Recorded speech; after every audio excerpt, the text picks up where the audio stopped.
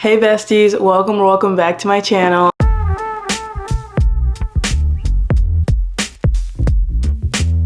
As you saw from the title, this is my 25 books that I want to read in 2025. I am a little late to the party. I actually did film this video 2 weeks ago, but something just was not right with the footage. I didn't like the way it turned out. So here's me filming it yet again. Still late then, but now I'm even late. But as I say, better late than never. I was gonna give you all a life update, but I don't even think that I have one. I'm still pretty busy all the time. I'm still tired all the time. Fun times. Let's jump right into the books. All right, first we have V.E. Schwab, A Darker Shade of Magic. This is the first in a trilogy. I've been wanting to read V.E. Schwab for so long. I've heard her books are really good. I just didn't really know where to start. I was gonna start with The Invisible Life of Addie LaRue. I had been so excited to read it, and then it just, I don't know. I was like, you know what? Let's start here, A Darker Shade of Magic. I got these covers right before they changed because of all the new ones, and I was like, absolutely not. I have to have the better cover. Okay, this takes place in London. I'm gonna read this series and then read her duology. It's right here, Vicious and Vengeful, but I heard you're supposed to read this first. We're gonna go in order. I've been cheating a little with going in order with books, but for this one, we're going to. I'm scared for this one, but I've got to do it now. It is Babel by R.F. Kuang. I've heard so many things about Catabasis. I keep hearing over and over that if you don't like Babel, you won't like Catabasis. This also takes place in London. It's at Oxford University. She also wrote the Poppy War trilogy, which is super popular, and Yellowface, yet I have not read a single one. I'm not very good at branching out. I usually stick in my little bubble, but I'm changing that this year. Speaking of branching out of my little bubble, we have All the Missing Pieces by Catherine Cowles. This was sent to me by Source Books, but this is a romantic suspense. I've never read one before, so I'm really excited. I love mystery thrillers, so I think combining that with romance will really make me more engaged in it because it is hard for me to stay engaged in a romance book, unfortunately. It's about a girl named Ridley. Her twin sister disappeared. She never got justice for what happened to her sister, but she has a true crime podcast where she travels all over the country. She covers cold cases on this podcast and tries to find justice for other people because she wasn't able to have that. She goes to a town where a sheriff is there, Sheriff Brooks, and he does not want a true crime podcaster getting in the way of anything and stirring up trouble in his town, and of course they fall in love. A Tale as Old as Time, so that looks good. Speaking of Catherine Cowles, we have Fragile Sanctuary. This is the first in a series. There's a lot in the series, and every book in the series is just so pretty. This series very well. I don't know if they're dual POV. Okay, yes, they are dual POV. I'm like back and forth on whether, oh my goodness, they came with a signed bookplate. I didn't even know that. Okay, the more you know, but it is dual POV. I'm back and forth on whether or not I like dual POV, but it really just boils down to if I like the character. If I don't like the character, I could not care less what they have to say or what they think about. The Sword of Kaigan by M.L. Wong. FOMO. That's why I'm reading it. I have FOMO. Everyone talks about it. Everyone loves it. I just am not in the know. I've succumbed to peer pressure for the first time ever. So I will be reading The Sword of Kaigan now. I will be in the group and I will be considered cool now because I've read this. Brother by Anya Alborn. I don't know what made me want to get it. Looking at it, it does not seem like a book that I would read, but it's been on my TBR for quite a while now. I know it's horror. I'm gonna read the back really quick. Deep in the heart of Appalachia stands a crooked farmhouse miles from any road. The Morrows keep to themselves and it served them well so far. When girls go missing off the side of the highway, the cops don't knock on their door, which is a good thing seeing as to what's buried in the Morrows' backyard. But 19-year-old Michael Morrow isn't like the rest of his family. He doesn't take pleasure in the screams that echo through the trees. Michael pines for normalcy, and he's sure that someday he'll see the world beyond West Virginia. When he meets Alice, a pretty girl working at a record shop in the small nearby town of Dahlia, he's immediately smitten. For a moment, he nearly forgets about the monster he's become, but his brother Rebel is all too eager to remind Michael of his place.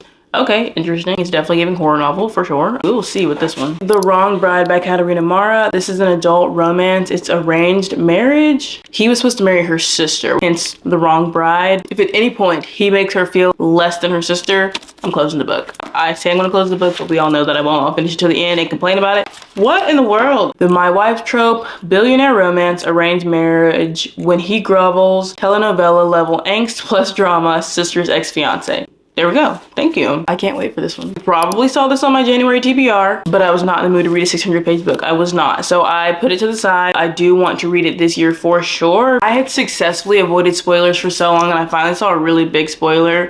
And now I'm like, okay, the series is wildly popular. It's kind of a little ridiculous to think that I won't see another one. So I'm just gonna go ahead and read the series before I can get spoiled anymore. I'm 50-50 on this. Sometimes I can enjoy a book after I've seen a spoiler, but the spoiler was just so huge and they did not have spoiler warnings. This is a rugby romance series. This one follows Johnny and Shannon. I think each couple has 2 books. Yes, I have the first 4 books and I think there's 6 books. By Aaron Phillips is A Crown of Chains. I actually started this before and got 50% of the way through. through and then never picked it up again. But this is the fantasy romance retelling of the story of Esther. Esther is one of my favorite books of the Bible. I don't know why I never finished it because I was enjoying what I read. I really liked her writing, so I'm definitely going to continue the series after this one. How many times have you seen this book on my channel? How many? Let's not count actually. Jade City by Fonda Lee. The whole Greenbone saga actually, but this is a trilogy, an urban fantasy multi-POV. It follows siblings. I've heard this author is not loyal to their characters, which is not a bad thing. I don't mind that. I haven't read a book where one of my favorite characters just died in a minute, so I'm not really ready for it. I'm gonna have to brace myself. The City of Brass by S.A. Chakraborty, another one that is a trilogy. It takes place in 18th century Cairo. Nari is a con woman of unsurpassed skill. She makes her living swindling Ottoman nobles, hoping to one day earn enough to change her fortunes. But when Nari accidentally summons Dara, an equally sly, darkly mysterious Jin warrior, during one of her cons, she learns that even the cleverest schemes can have deadly consequences. Forced to flee Cairo, Dara and Nari journey together across hot, windswept sands, teeming with creatures of fire and rivers, where the mythical Marids sleep. Past ruins of once magnificent... Girl, whew, I feel like this is a tongue twister. Mythical Marids sleep, past ruins of once magnificent... magnificent? Oh yeah, okay. Magnificent human metropolises and mountains where the circling birds of prey are more than what they seem, to Daevabad, the legendary city of brass. It's a city steeped in magic and fire, where blood can be as dangerous as any spell. A city where old resentments run deep and the royal court rules with a tenuous grip. A city to which Nari is irrevocably bound, and where her very presence threatens to ignite a war that has been simmering for centuries. I can read, I promise. She had me at Con Woman. I think this is also an author that is not loyal to her character, so I'm gonna get attached to anyone. I won't, I refuse. Lady of Darkness by Melissa K. Rowick. First in a 5-book series, fantasy romance. I picked this up because people said it was very similar to ACOTAR. Me personally, I'm not gonna read ACOTAR, so I was like, you know what? Heard. I'll read this instead. I wonder if this is multi-POV. Ooh, it is! It's multi-POV, so I think it follows the sisters. About 3 sisters. They're owned by an assassin lord, so all they know is just how to be like ruthless and murderers. Love to hear it. Right up my fantasy alley. The Shadow of the Gods by John Gwynne. I've been putting this off for so long because it was not complete. It is now complete. It's the Bloodsworn Saga, and I'm going into it blind. Absolutely. Magnolia Parks. Spoiler in 5 seconds, so skip ahead. Alright, I heard this book had the cheating trope, so it deterred me from it, but I don't think she ends up with the cheater. So I'm like, okay, I can live with that. I don't like the cheating trope when they end up together, because what do you mean? I wouldn't say I like it, but I can read a cheating trope where they don't end up together, or yeah, when they don't end up together. There's no or. That's when I prefer it, because he would have to do a lot to make up for that, because that's a big deal. To All the Boys I've Loved Before. The Summer I Turned Pretty is one of my favorite series ever, and Jenny Han also wrote that. To All the Boys I Loved Before is one of my favorite movies ever, yet I've never opened this book. I can't be doing Jenny like that. I loved Peter Kavinsky in the movie. I'm sure I'll love him even more in the book, and it is almost the Summer I Turned Pretty season again. To hold me over until then, I'm gonna read this series. Blood of the Lotus by Said Louise. She is an indie author. This is the first in a series. She is very sweet. She designed this herself. I love it. Oh, that's such a sweet dedication for my mom, to you, to me, to all we dream. Yes, thank you. Okay, bring back chapter numbers. I cannot stand when a book does not have chapter numbers, like for why. We Hunt the Flame by Hasfa Fazl. This is first in a duology. She also wrote A Tempest of Tea. This is a fantasy duology. Another book that I've just had for entirely way too long to not have read it. I've never heard a single bad review about it. Don't want to be the first either.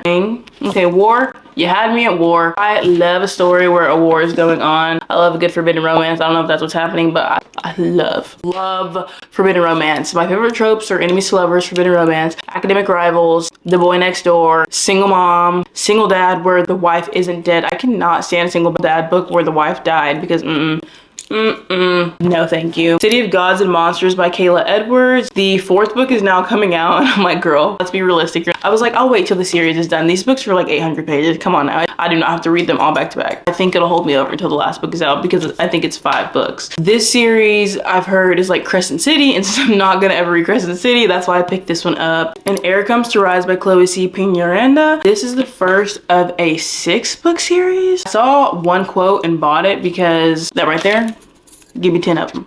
Love the Map. I really love these books though. She also wrote The Stars Are Dying. A Dawn of Onyx by Kate Golden.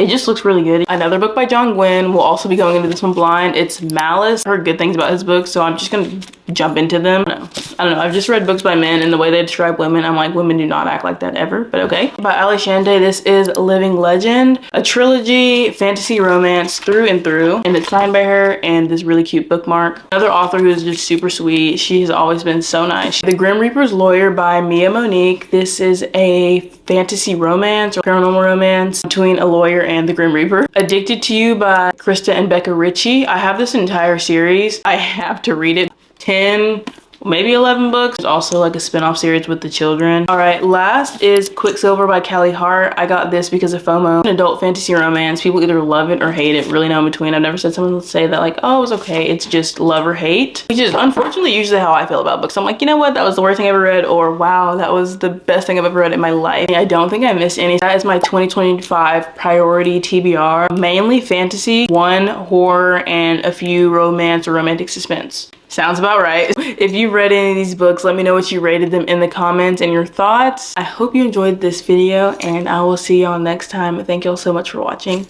Bye, guys.